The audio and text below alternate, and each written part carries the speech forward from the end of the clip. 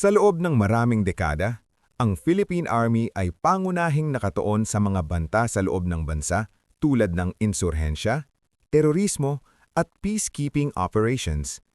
Ang kanilang estruktura, doktrina at kagamitan ay hinubog ng karanasang ito, kung saan mas binibigyang diin ang small unit operations at mobility sa loob ng mga bulubundukin at liblib na lugar. Ngunit, sa pagpasok ng ika-21st century, mabilis na nagbago ang kapaligirang panseguridad ng rehiyon. Ang tumitinding tensyon sa West Philippine Sea, ang modernisasyon ng mga hukbo sa Timog Silangang Asya, at ang pangangailangang ipagtanggol ang soberanya ng bansa laban sa panlabas na banta, ay nagtulak sa Philippine Army na pumasok sa isang bagong yugto ng pagbabago at pagunlad. Ang bagong era ng Philippine Army ay Malaki ang papel ng modernisasyon ng kagamitan sa pagbabagong ito. Sa nakaraan, maraming sundalo ang gumamit ng mga baril at kagamitan na ilang dekada nang ginagamit. Sa kasalukuyan, unti-unting napapalitan ng mga ito ng mas modernong armas at personal equipment. Ang bagong assault rifles, optics, at night vision devices ay nagbibigay sa mga sundalo ng mas mataas na accuracy at kakayahang lumaban kahit sa gabi o sa mababang visibility. Ang modernong body armor at helmets ay nagpapataas ng survivability ng mga tropa sa larangan ng labanan, isang mahalagang aspeto sa modernong digmaan kung saan ang proteksyon ng sundalo ay kasing halaga ng kanyang firepower.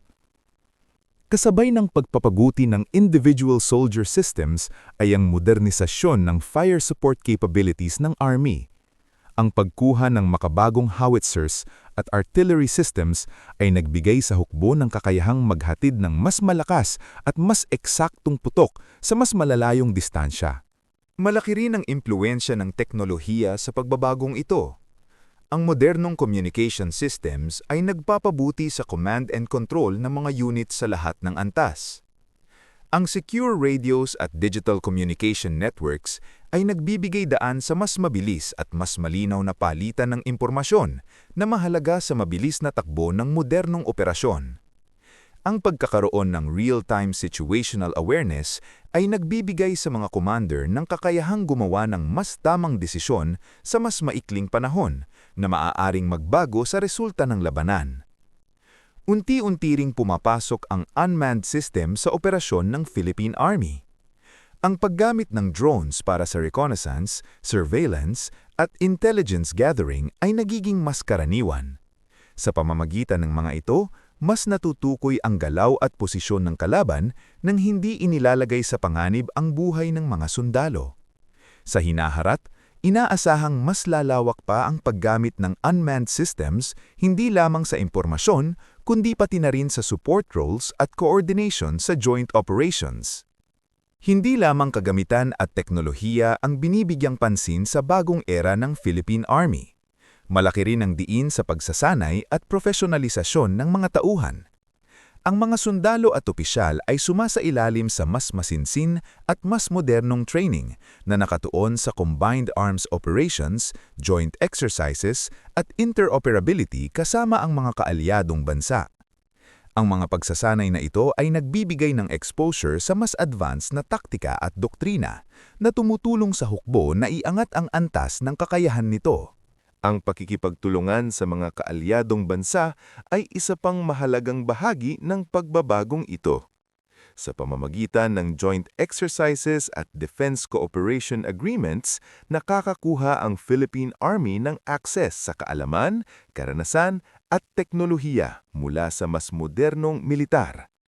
Ang ganitong uri ng kooperasyon ay hindi lamang nagpapahusay sa kakayahan ng hukbo, kundi nagpapalakas din sa deterrence posture ng bansa. Ipinapakita nito na ang Pilipinas ay hindi nag-iisa sa pagtatanggol ng kanyang soberanya at teritoryo. Kasabay ng modernisasyon ay ang patuloy na papel ng Army sa nation building at disaster response. Sa kabila ng mas malakas na pagtututok sa external defense, nananatiling mahalaga ang papel ng hukbo sa pagtulong sa mga komunidad sa panahong ng kalamidad. Ang karanasan ng Philippine Army sa humanitarian assistance at disaster relief ay patuloy na pinauunlad gamit ang mas modernong kagamitan at mas mahusay na koordinasyon sa iba't ibang ahensya ng gobyerno. Ito ay patunay na ang bagong era ng Army ay hindi lamang tungkol sa digmaan kundi pati na rin sa serbisyo sa mamamayan. Ang lahat ng pagbabagong ito ay bahagi ng mas malawak na layunin na gawing mas handa, mas moderno at mas propesyonal ang Philippine Army. Ang pagpasok sa bagong era ay hindi madaling proseso. Maraming hamon ang kinakaharap, kabilang ang limitasyon sa pondo, logistical challenges at ang pangangailangang tiyakin na ang modernisasyon ay pantay na nararamdaman sa lahat ng unit. Gayunpaman, malinaw ang direksyon. Isang hukbong kayang ipagtanggol ang bansa laban sa makabagong banta habang patuloy na nagsisilbi sa sambayanang Pilipino. Sa kabuuan, ang bagong era ng Philippine Army ay sumasalamin sa mas malawak na pagbabago sa estratehiya ng pambansang depensa ng Pilipinas.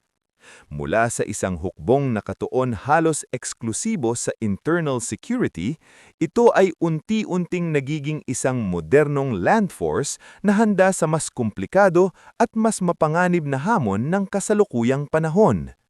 Sa pamamagitan ng modernisasyon ng kagamitan, pagpapahusay ng pagsasanay, paggamit ng teknolohiya, at pagpapalakas ng kooperasyon sa mga kaalyado, ang Philippine Army ay humuhubog ng isang mas matatag at mas handang puwersa para sa hinaharap.